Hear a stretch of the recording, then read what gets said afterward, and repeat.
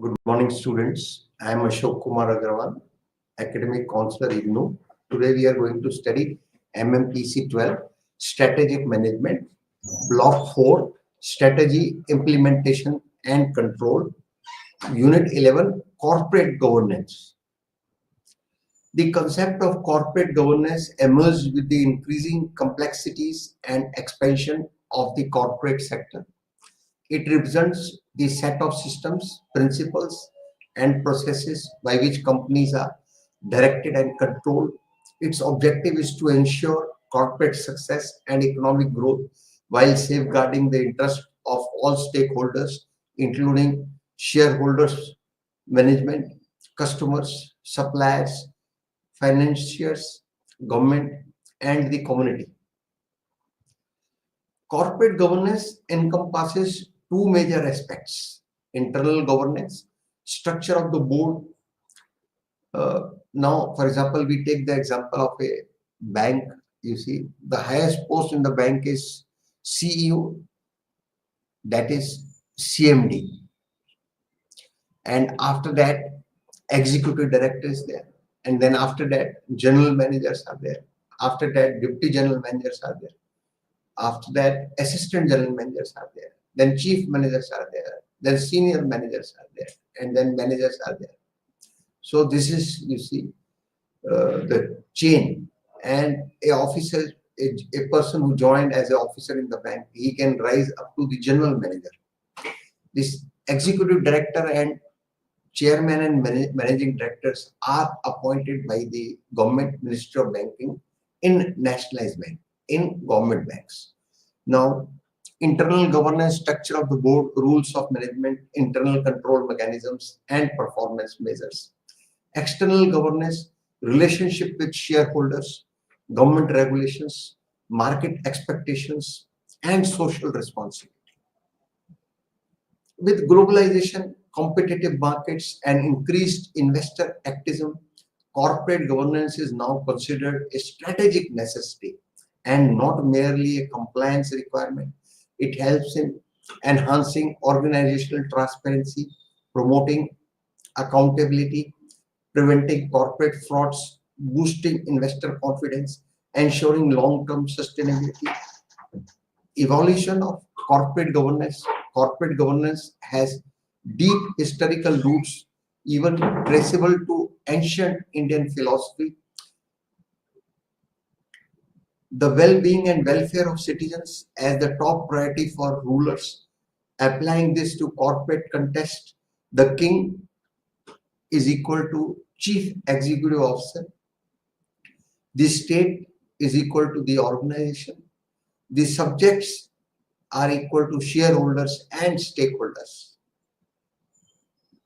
Historical evolution highlights period key developments. 19th century period, company law introduced to protect shareholder interests, concept of board of directors as trustees established. 20th century financial scandals and irregularities prompted stronger governance frameworks. Globalization led to international efforts to standardize governance. 1990s onwards, multiple international reports and committees led to country-specific governance codes. Governance became linked with strategic management and ethical responsibility. Business ethics. Business ethics refers to the moral values, principles, and standards that guide behavior in the business world. While laws may not always address every possible unethical behavior, ethics cover a broader domain reflecting what is right versus wrong beyond legality. Now, what are the features of business ethics? The first one is it helps differentiate between ethical and unethical behavior, guides decision making on internal issues like human resource, marketing, and operations, closely linked with corporate social responsibility, CSR, encourages business to be ethical citizens, not just profit making entities, includes both descriptive ethics, what is done, and normative ethics, what should be done. Ethics are informal but often more influential than law in shaping culture. Examples of an ethical organization are a company named ABC focuses on wealth maximization over short-term profit, maintains customer-centric values, builds a high integrity culture. You see, now we say na, a person that employee he is of very high integrity. That employee he is of low integrity. You see, the one with high integrity is very, very honest. The one with low integrity is not very honest. Promotes team-based resolution of issue dilemmas, cares for employees and their families. So, a, in a ethical organization, they will also care for the employees and their, you see, family. They will have schemes for the welfare of the employees. For example, you see, let us take the example of medical aid. You see, there are many companies. They say that you take insurance, you see, cover medical insurance. Suppose anybody in your family is hospitalized, so that policy, insurance policy will, you see, pay the money. So while buying that insurance policy, 50% premium you pay, 50% employer will pay, or 100% employer will pay. So this is, you see, how a company takes care, you see, for employees and their families. Now, pillars of corporate governance are, number one is, you see, number one pillar is accountability. You see, what is accountability? Every decision maker should be accountable for outcomes, positive or negative. You see, accountability must exist across all levels, from junior employees to top executives. For example, you see, in a bank, they have, you see, sanctioned 100 crore, you see, suppose, you see, loan, 50 crore loan, 25 crore loan, and that has become bad. That has become non-performing, you see, asset. The company is not doing well. Now they will, you see, bank will see that those officers who have sanctioned the loan, were they negligent in any, you see, did they not follow all the rules of the bank? Is there any, you see, negligency on their part? Then when amount was disbursed to that company, the officer who disbursed the, you see, loan, did he follow all the, you see, rules and regulations of the bank? Then after that periodical inspection, you see what, whether the inspections of that, you see, company were done timely inspections. You see, for example, in big loans, bank is doing inspection every month or once in a quarter. So all these things, you see, bank sees that, and if there is anybody accountable, bank gives punishment to that officer. Next is, this is what is accountability. Next is fairness. All stakeholders, investors, employees, customers, vendors must be treated impartially without favoritism. It helps reduce discrimination and promotes equality. Third one is transparency. All material information, that is financial, strategic, and operational, should be shared honestly with stakeholders. Transparency builds credibility and reduces the risk of fraud. Then integrity, ethical values and honesty must be embedded in the organization's culture. A strong ethical foundation ensures better employee moral and brand trust. Social responsibility. Organizations must act in the interest of society. Corporate action should consider environmental impact, community welfare, and ethical conduct in operations. Models of corporate governance. Corporate governance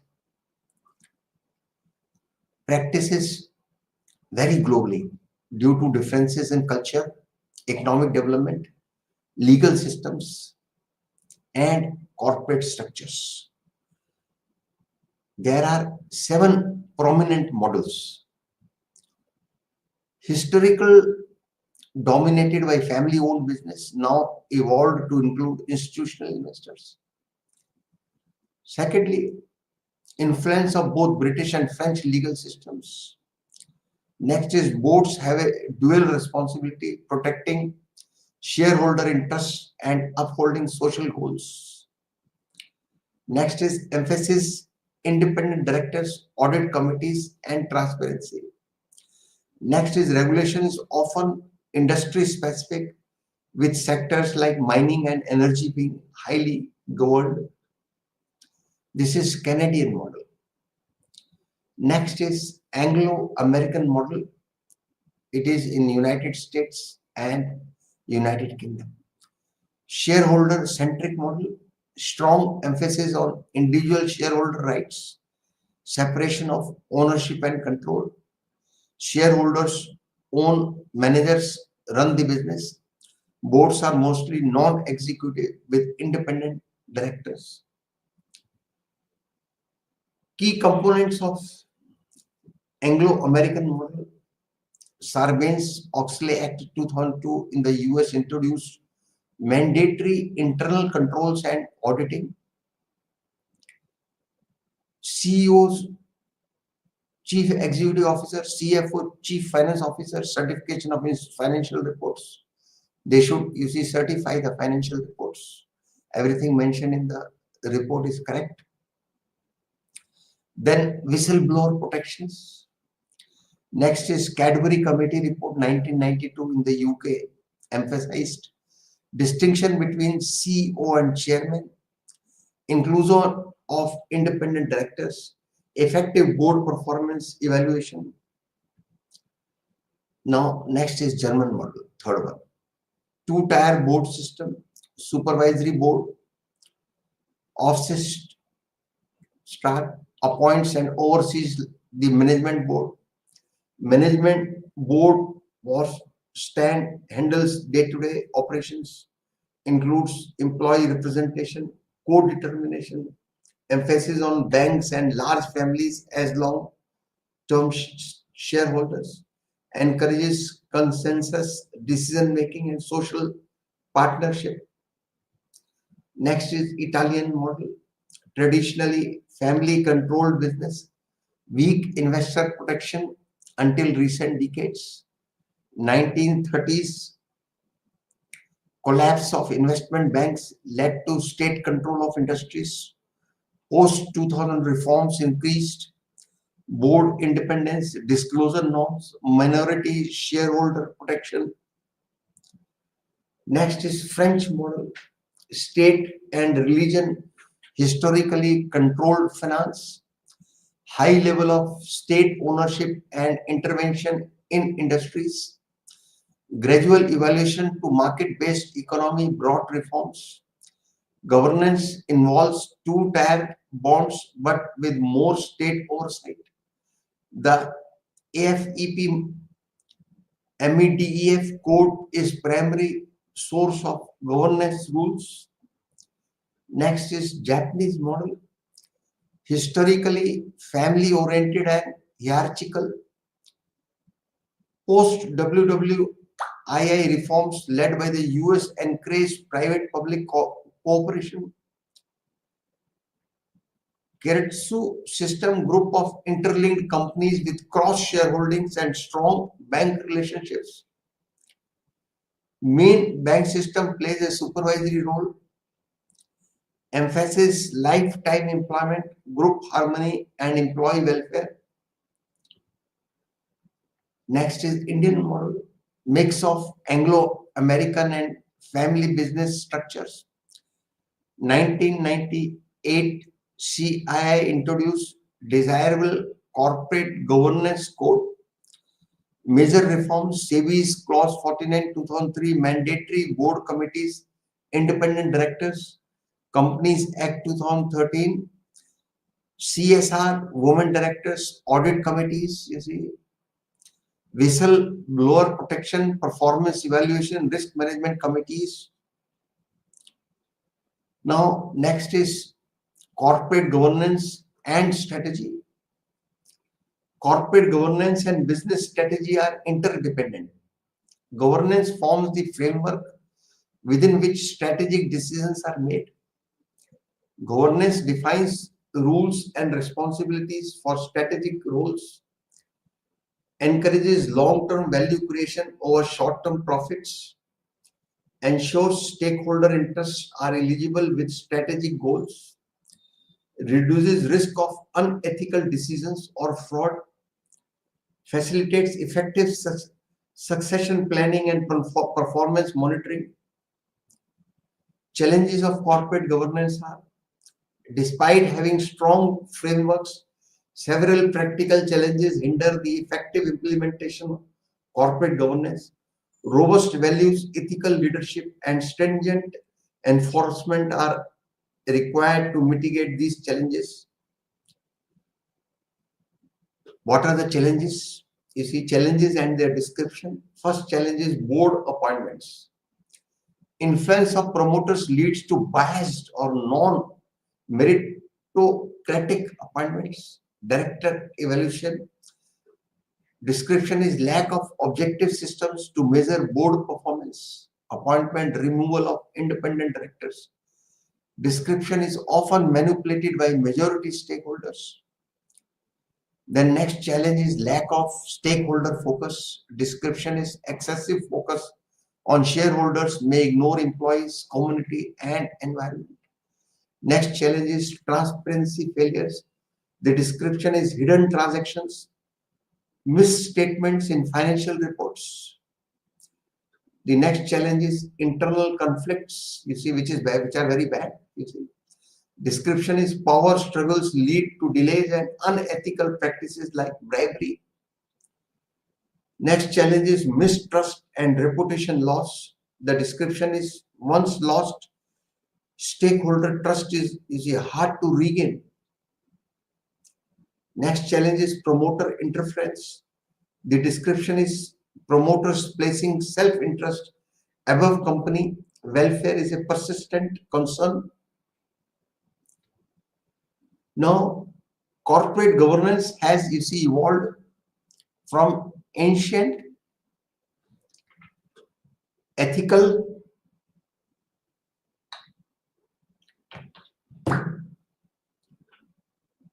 codes to modern legal frameworks, guiding organizations in a competitive and dynamic global economy. The 5 pillars are accountability, fairness, transparency, integrity, and social responsibility form the foundation of good governance. Each country adopts governance models shaped by its legal, cultural, and economic environment. However, challenges in implementation continue, making it essential to integrate corporate governance deeply with organization strategy and ethics for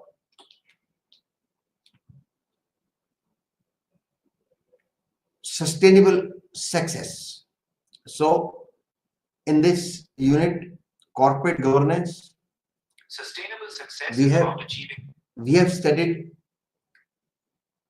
corporate governance has evolved from ancient ethical codes to modern legal frameworks, guiding organizations in a competitive and dynamic global economy. The 5 pillars are accountability, fairness, transparency, integrity, and social responsibility. Form the foundation of good governance. Each country adopts governance models shaped by its legal, cultural, and economic environment. However, challenges in implementation continue, making it essential to integrate corporate governance deeply with organizational strategy and ethics for sustainable success. Now we come on the next unit, that is unit 12. It is about control, how to control. Now, once a strategy has been implemented, you see, organizations must ensure that it is being executed, you see, effectively and yielding the desired outcomes. Control becomes the next crucial step in the strategic management process. It refers to the evaluation, evaluating strategy performance and making timely corrections if outcomes deviate from plans. For example, we take the example of a bank. In that, you see, just to reduce non-performance, you see, assets, NPAs, bad loans, just to reduce. The bank has come out with a compromise, you see, scheme. In that scheme, you see, they have said they are, you see, they have told to the clients that, okay, you only return the principal. We waive the interest, or we waive the 50% interest we waive, you see. So they circulate this to all the branches, and all the branches have to follow. All the branches will have to contact the bad loan, you see, customers, and they have to offer to them this compromise proposal that, you see, you pay only the principal. You see, your account is non-performing asset. Non-performing asset means that account is not giving any income to the bank. That has become NPA. The unit is not working properly. So they offer, you see, the bank manager is offering to them that you return only our principal, don't pay our interest. Or we waive your 50% interest. You pay this much amount by such and such date, you see. Then, you see, after that we'll issue a no due certificate. You see, you can clear your loan. So this was the strategy, you see, made by the head office. And now branches, they have to, you see, implement this. Now next is, given a dynamic business environment, strategies may become outdated due to unexpected changes in external factors. That is economic shifts, competitors, moves, regulations. Then internal mismatches in organizational structure, culture, or resources. Lack of oversight, you see, at operational levels.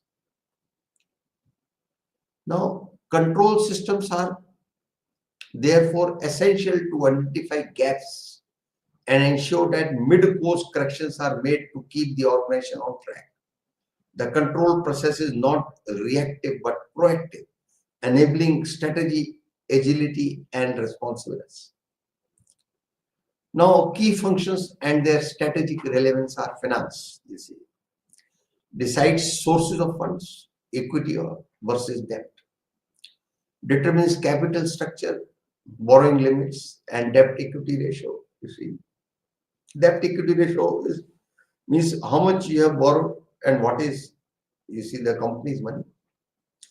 Say, for example, company's debt equity ratio is 3:1. This means, you see, company has, you see, borrowed 3 times than its, you see, equity. Company can borrow from banks, financial institutions. It can be 2:1 also. Influences investment decisions, including whether to lease or buy. Manages cash flow, you see, how much cash, how is the, you see, cash. Dividend policies, how much dividend you are going to pay. Then what is the financial risk. Next is, you see, next key function is, you see, marketing.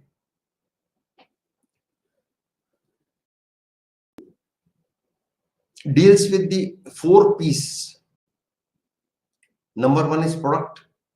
Number 2 is price. Number 3 is place, you see. And number 4 is promotion. Sets policies on product lines, branding, and quality. Distribution channels, retailers, direct selling. Promotional strategies, you see, advertising, media. Pricing strategies, you see, penetration, premium, you see, competitive. Now, for example, a bank, we'll take again the example of a bank, you know. Now, They are celebrating, suppose they celebrate one particular month, that is car loans, car loan mela. In that, you see, suppose they are charging the rate of interest 9, in that they say that we'll charge, you see, those people who borrowed, taken car loan in this particular month will take interest. We reduce the interest by point, you see, 30.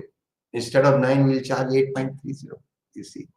And then any proposal, if any bank branch makes any proposal, they charge proposal making charges, proposal processing charges, they call it. So they say that if in this particular, you see, month, if you take the car loan, we will not take proposal processing charges. It is going to be zero. So this is a marketing strategy. You see, by this they are, you see, attracting customers, because customers are getting benefited. Their interest rate is reduced by 0.5 in the entire, you see, period. Say for the car loan is for 7 years, and the bank will charge, you see, 8.5% instead of 9%. Then they will not have to give proposal processing, you see, charges. Now again, third we come, you see, production. Third key function is production and operations. Now,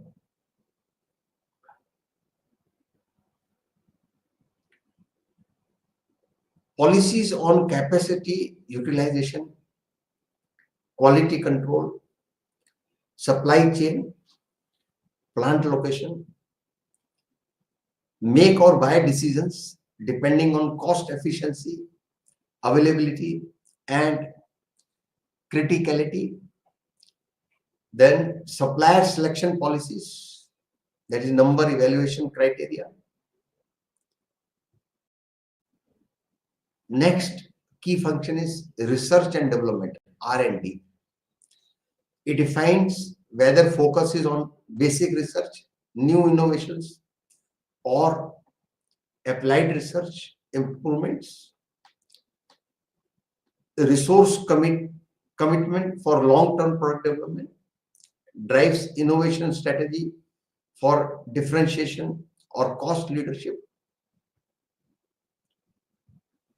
Fifth key function is, you see, human resource, HR, policies on recruitment, retention, compensation, training, and succession planning. You see now how recruitment is to be done, whether any written test will be taken or only interview will be there. And you see, after that they have to see that employees are, you see, retained in the organization. They should be happy, you see. It is not like that, you see, everybody is resigning on the alternate day. They are getting better jobs. So company has to think about their, you see, salaries, etc. Then compensation, what compensation is to be given. Then about training, how the employees are to be, you see, trained. Training is very necessary, you see. Say for example, we take an example of a government bank. Whenever they recruit, you see, assistants, officers, they send them, you see, for training. In the training college, you see, they are told that how a bank branch is functioning.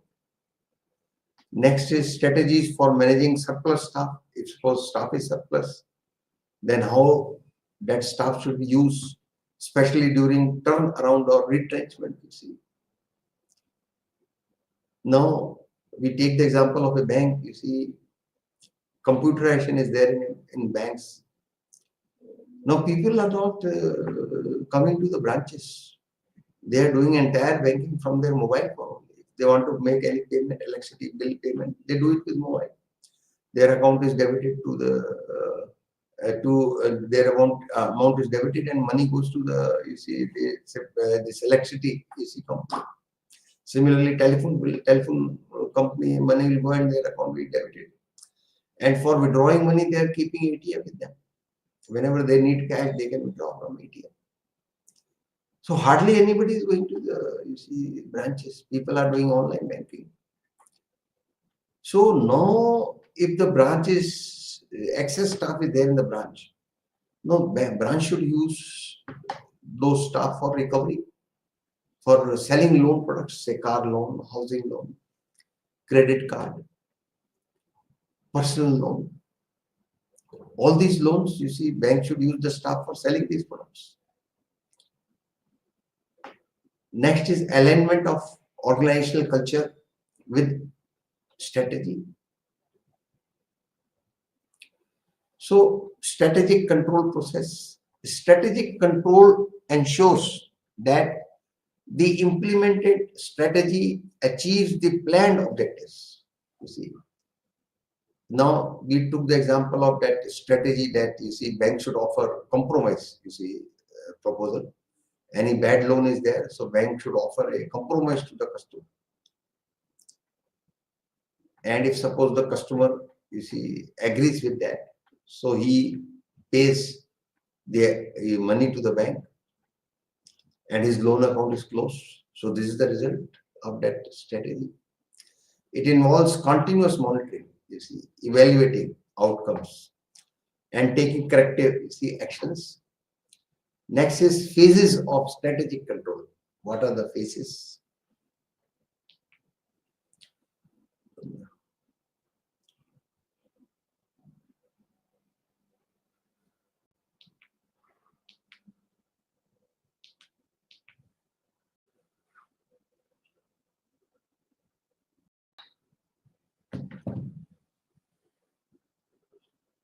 First phase is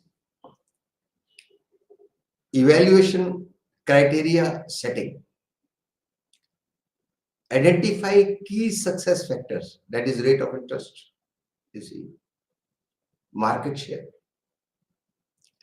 Second is, you see, set benchmarks, historical, industry, you see, internal. Second phase is performance evaluation. Monitor actual performance through financial and non-financial, you see, indicators. Say, for example, when the bank has offered, you see, this compromise proposal, and that particular month they have said that in this month you customers can you see file applications. So how many applications branches have received total, and how much, you see, the bank's bad loans will be paid, you see, and how much is going to be the profit. So all these things, you see, bank will work out. So performance evaluation, monitor actual performance through financial and non-financial indicators. Similarly, you see, about this car loan mela in that particular month. So how many applications, you see, bank has received, branches have received total. You see, as a bank as a whole, how many total applications are, you see, received? How many loans have been disbursed, you see? So next is control methods. Next phase is control methods. Compare actual versus expected results, you see. What are the actual results? And when strategy was made, how much it was expected.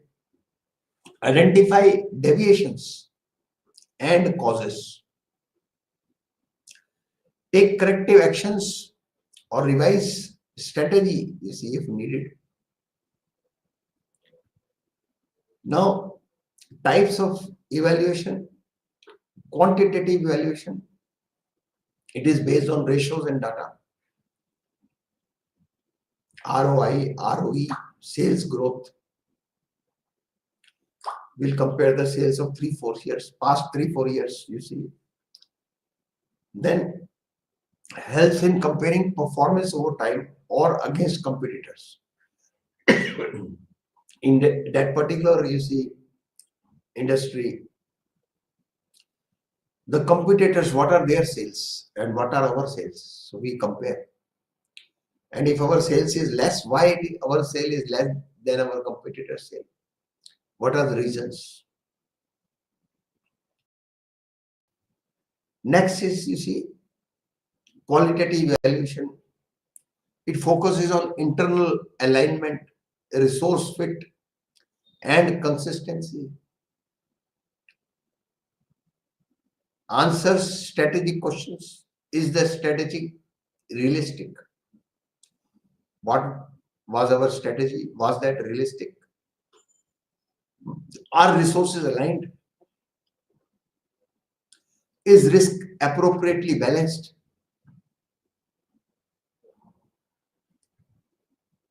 Next is operational control.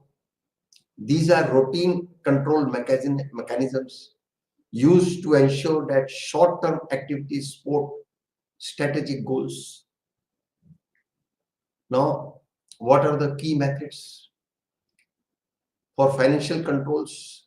It includes accounting ratios and DuPont analysis used for performance tracking, that is profitability ratios, you see, liquidity ratios, asset utilization ratios. By profitability ratios, we come to know about the profit.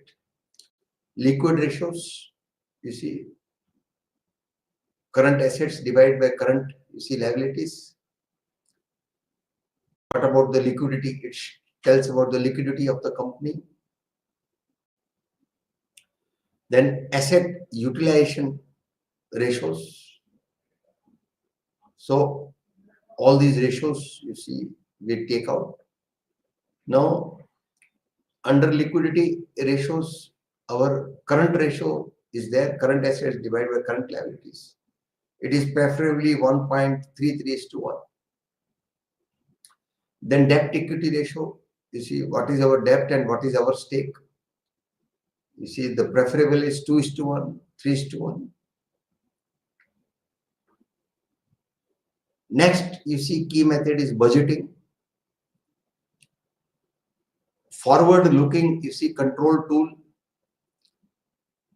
allocates resources and predicts outcomes. Budgets can be, you see, time-based, short, long-term budget. Function, you see, based human resource and marketing. Then flexible or fixed budget. So budgets can be time-based, short-term budget, long-term budget. Function-based, human resource, you see, marketing. Then flexible budget or fixed budget. Now, type of budget, you see, and description. The first type of budget is sales budget, forecast of expected sales. Capital budget, description is allocation for fixed asset investment. Third type of budget is personal budget. Description is staff costs and benefits. Fourth type of budget is flexible budget. Description is adjust with activity level. Next is, you see, audit. Evaluate internal and external compliance. You see, types are internal audit, external audit, management audit. So internal audit by in-house teams, external audit by independent professionals. Management audit evaluates managerial, you see, efficiency. Now internal audit, say for example, we take the example of a bank. In a bank, suppose it is having 5,000 branches. So they are having, you see, internal audit department. They do the audit of all the branches, you see. And they see if the branch is following, you see, bank's rules and regulations, the rate of interest, whether on deposits or on advances are charged as per rules.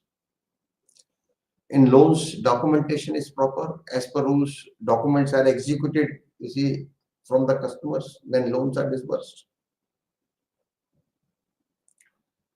Similarly, how these non-performing assets, whether you see a loan which should be categorized as NP, branch has categorized it or not. If bank is still taking it as a standard asset, then they will, you see, ask the branch to correct it. If any, you see, in any loan, if an installment is not serviced, that loan becomes, you see, non-performing asset for the bank because it is not performing. It is not earning money and giving to the bank. It is not servicing the interest. Loan is given after all by the bank to earn the interest. If that interest is not serviced, so the account becomes non-performance asset. So external audit is done by the chartered accountant. You see, in a bank, you see March, every year, 31st March, balance sheet of the branch is signed by the auditor, external auditor.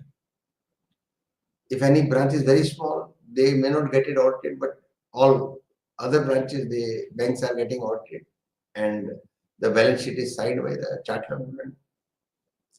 The next is management audit. You see,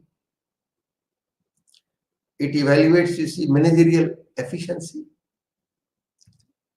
Now, next is time-related controls. You see, PERT, program evaluation and review technique, and CPM, critical path, you see, method used in project planning. Identify dependencies and ensure timely delivery. Fifth one is, you see, management by objectives, MBO. It is known as MBO. Objectives are set at all organization levels. Performance is reviewed and linked to rewards. It promotes alignment between individual goals and organizational strategy. Then performance standards. Performance standards are reference points against which actual outcomes are measured. An ideal control system uses a combination of these standards for well-rounded evaluation. Types of standards, you see, type, their description, and what are the pros and cons. The first type is historical.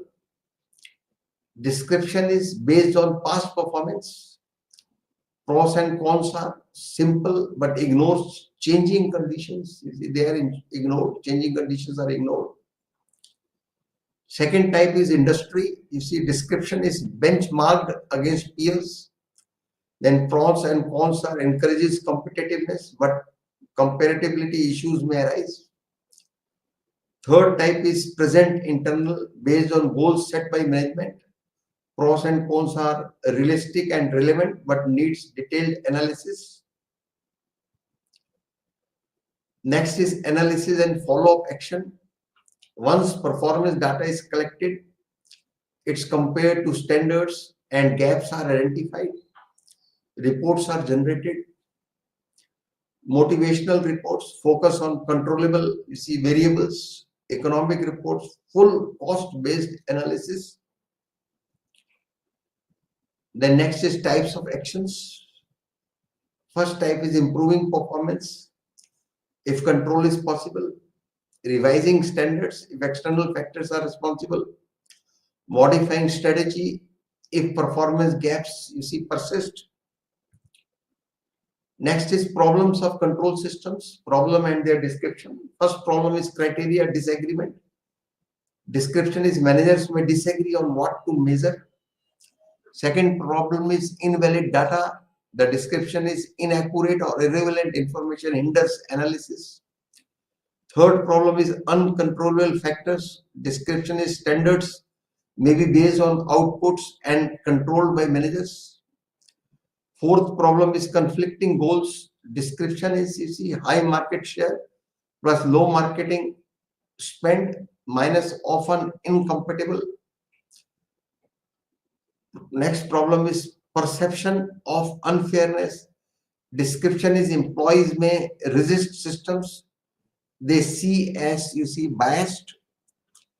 Next problem is short-term bias. You see, description is focus on immediate results may sacrifice long-term goals. Next problem is intangibility, you see, issues. Description is difficult to measure non-financial outcomes like innovation or morale. Types of strategic controls are premise control, ensures that initial assumptions behind strategy are still valid. For example, changes in economic forecasts, regulatory conditions. Special alert control triggered by unexpected events like a competitor's merger leads to immediate reassessment and possible, you see, change in strategy.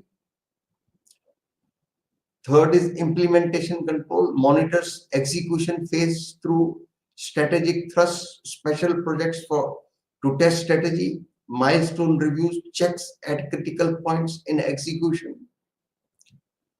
Fourth is strategic surveillance, a broad general scanning of internal and external environments, focuses on early warning signals. Sources include media, conferences, competitor behavior, etc. Now, operational and strategic control, difference between operational and strategic control.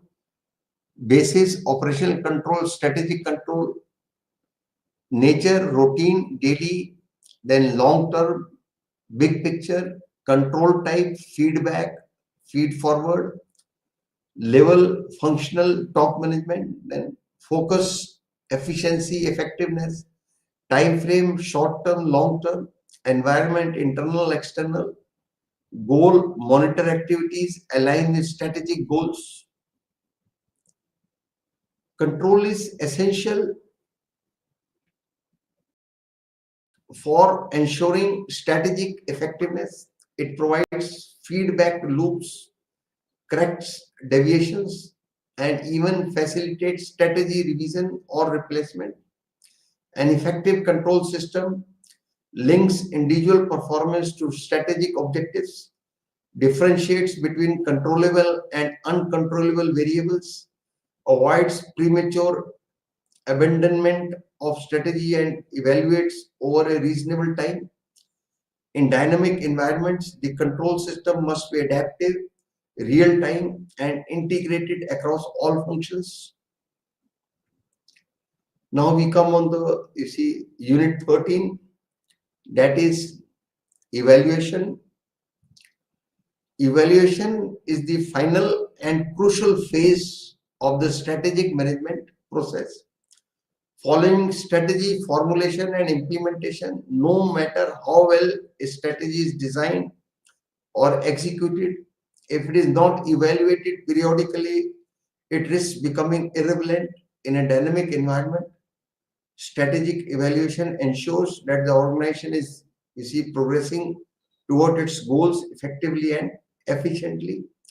We took the two examples in the bank, you see, about one car loan, particular month car loan mela, you see, bank is reducing the rate of interest on car loan is slightly reduced, and then no proposal processing charges are levied. So this was a strategy. Then how much business bank got? Then third one is, you see, how much is the profit? So this periodically we have to, you see, measure. Similarly, this you see, bad loans, compromise offer given to the customers for bad loans. Bank is ready to waive their interest, say 50% interest or 100% interest. So how many, you see, customers took the advantage, and what is the profit, you see, of the bank? Because when that particular account was NPA, you see, they were not paying any installment, you see. So it was a, you see, bank will have to make a provision for such, you see, assets in the balance sheet. So evaluation is the final and crucial phase of the strategic management process. Following strategy formulation and implementation, no matter how well a strategy is designed or executed, if it is not evaluated, you see, evaluation should be done periodically, it risks becoming irrelevant in a dynamic environment. Strategic evaluation ensures that the organization is progressing forward its goals effectively and efficiently. It also provides feedback for corrective actions, performance improvements, and potential strategy realignment. The process must account for not only quantitative outcomes but also qualitative factors like human resources, external conditions, and market competitiveness. Process of evaluation: setting key success factors and performance measures. These include both financial and non-financial metrics such as market share, rate of interest, product quality, or customer retention. Measuring actual performance: information is collected using internal reports, management information system, benchmarking and external marketing data, comparison with standards, actual performance is see compared against historical performance, industry benchmarks, internal goals, corrective actions. If deviations exist, they are addressed through tactical changes, that is increased promotion, cost cutting, strategic changes, that is withdrawal from markets, de divestment. Now, efficiency versus effectiveness, concept and definition. Efficiency concept definition is using fewer resources for the same output input. Effectiveness, degree to which strategic objectives are met, outcome alignment. While efficiency is easier to measure, quantitative, effectiveness requires qualitative judgment. Business portfolio analysis. Portfolio analysis treats the organization as a collection of business units or SBUs, helping top managers optimize resource allocation across various segments. It balances the firm's investments in business that differ in risk, cash flow, and development stage. Boston Consultancy Group growth share matrix. This classic matrix evaluates business based on relative market share, industry growth rate, relative market share, competitive strength, industry growth rate, market attractiveness. Boston Consultancy Group growth share matrix, you see category, description, strategy. First category is stars, description is high market share and high growth. Strategy is invest to maintain position. Second category is cash flows, description is high share and low growth. Strategy is milk profits to fund others. Third category is question marks, description is low share and high growth. Strategy is invest selectively or divest. Fourth category is dogs, description is low share and low growth. Strategy is divest or harvest. Boston Consultancy Group growth share mix, strategic implications are use cash cows to fund stars. Question marks are investment decisions, avoid over investing in dogs. Limitations are market share alone may not reflect strength. Industry growth is not equal to profitability. Ignores human organizational synergy. Does not consider the experience curve. McKinsey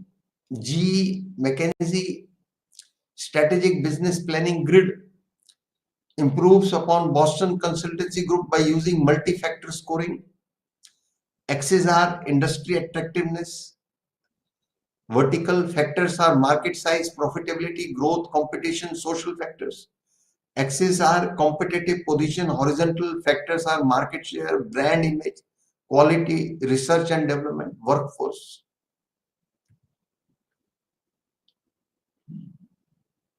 McKinsey strategic business planning grid. Each business is placed on a 3x3 matrix, low, medium, high, with size of the circle indicating revenue share. Stoplight strategy. Green, invest and grow. Yellow, analyze and decide. Red, divest or harvest. Shell's directional, you see policy matrix, uses business prospects and competitive capabilities to categorize SBUs and recommend strategies. Quadrant and strategy. First quadrant is leader, high priority investment. Second is try harder, increase resource to gain leadership. Third is double or quit, focus only on future winners. Fourth is custodian, phase out, minimal, you see investment, maximize returns. Next is disinvest, liquidate, and reallocate resources. Profit impact of market strategy, PIMS, developed through research at GE and SPI. PIMS analyzes over 2000 businesses to determine links between market strategy and rate of interest. Key insight: higher market share is equal to higher rate of interest due to learning curve effects, brand leadership, efficient use of resources. Unlike Boston Consultancy Group or GE, it uses statistical models rather than subjective judgment.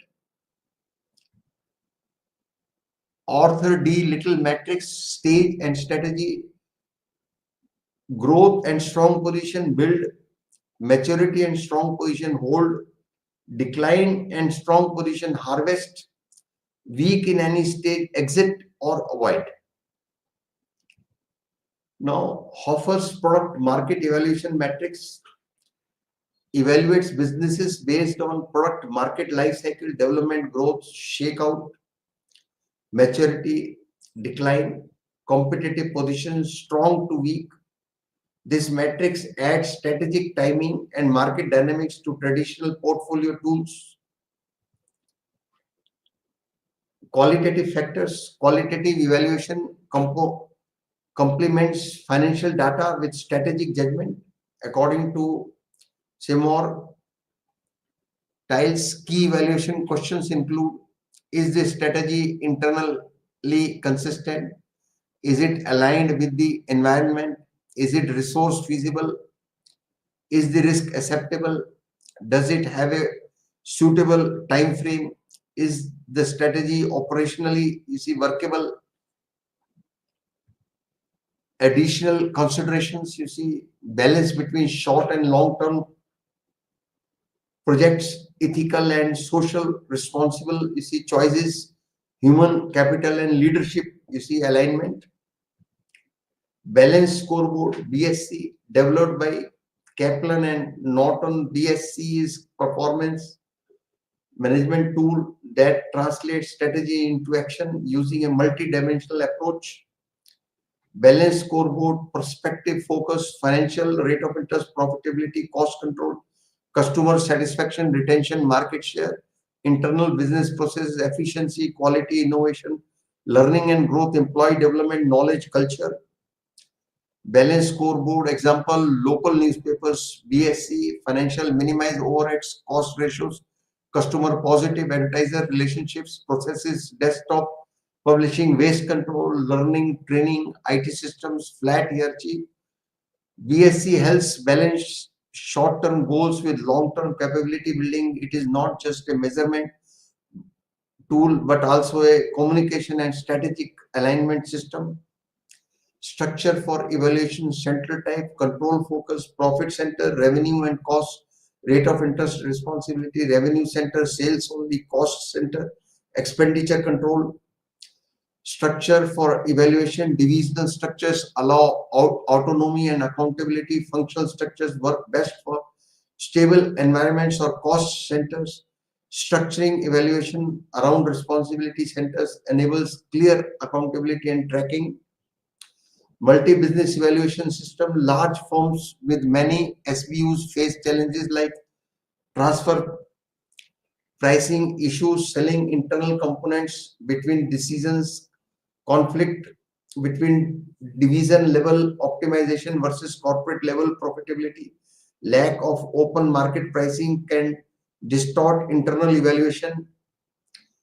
Multi-business evaluation system: top management intervention may be required when internal transfer pricing hurts company-wide profitability. Inter-divisional sourcing conflicts arise. Evaluation system must thus account for fair allocation of margins, avoidance of internal cannibalization, overall organizational performance, not siloed success. Characteristics of an effective evaluation strategy are: to be effective, the evaluation system must be economical, provide timely and relevant information, be balanced, align with organizational goals, present a true and fair view of performance. Additional good practices are be adaptable to firm size and complexity, blend quantitative and qualitative indicators, encourage learning and improvement, not just fault finding, include external benchmarking. So evaluation ensures that the implementation strategy is working as intended. It involves both objective measures, financial ratios, BCG matrices, etc., and subjective judgment, leadership element, risk analysis, etc. Portfolio analysis helps optimize resources, while tools like BSC align strategic goals across all departments. For large organization, structure and transfer pricing mechanisms are essential for fair and effective evaluation. So students, we are closing the session. Thank you very much.